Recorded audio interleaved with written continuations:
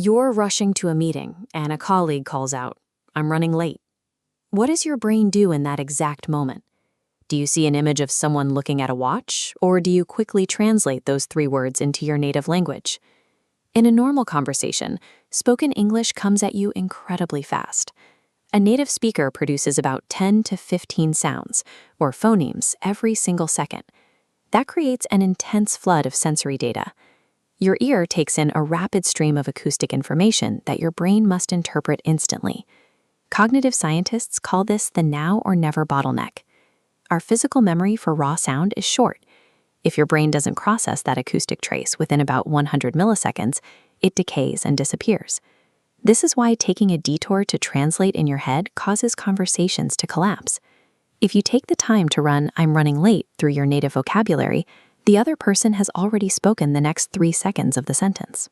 You miss the incoming speech completely. Falling behind when someone speaks is not a sign that your vocabulary is too small. It is a processing speed issue caused by the strict physical limits of human working memory.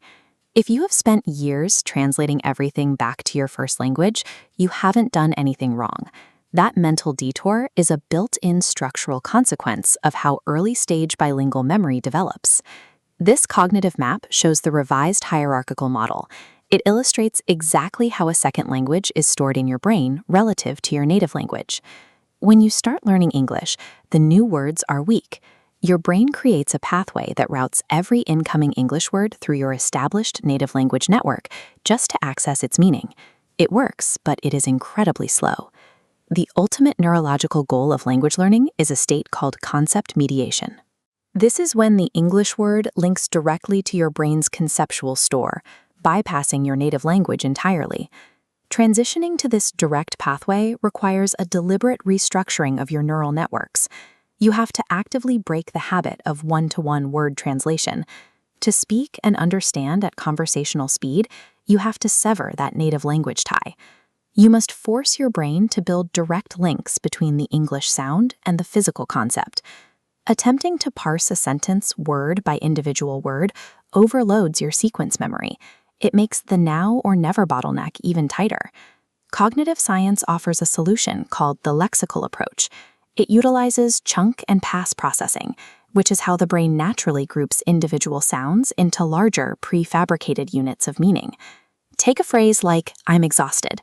Instead of treating it as a pronoun, a verb, and an adjective that must be decoded separately, you acquire it as a single, holistic block of meaning. When you internalize high-frequency phrases as whole units, you drastically reduce the cognitive load on your working memory. Your attention shifts from deciphering individual words to actually participating in the conversation. Step 1 for building these direct conceptual pathways is situational mapping.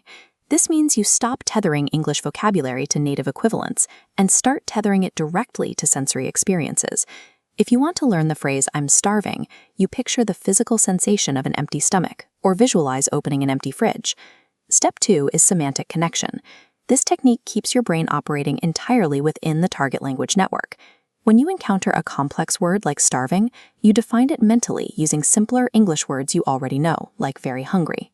You avoid the bilingual dictionary. These two techniques artificially simulate the direct conceptual links of a native speaker. By using them, you force your brain to abandon the slow translation route. To apply this during live conversations, we use Technique 3, the 3-second rule.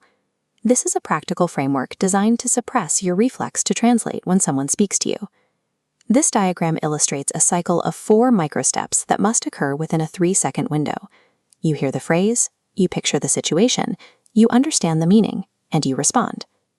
To train this response, here is a 7-day action plan. Every day for the next week, select 3 common English phrases. Visualize their situational triggers without writing down the native translations. Over these 7 days, you will notice an increase in your listening speed. Because you are starving that native language detour, your brain stops bottlenecking its own processing power. Start the exercise right now. Scroll down and leave a comment with the first English phrase you plan to map situationally today. Thinking in English is not a magical talent. It is the mechanical result of training your brain to remove the translation middleman.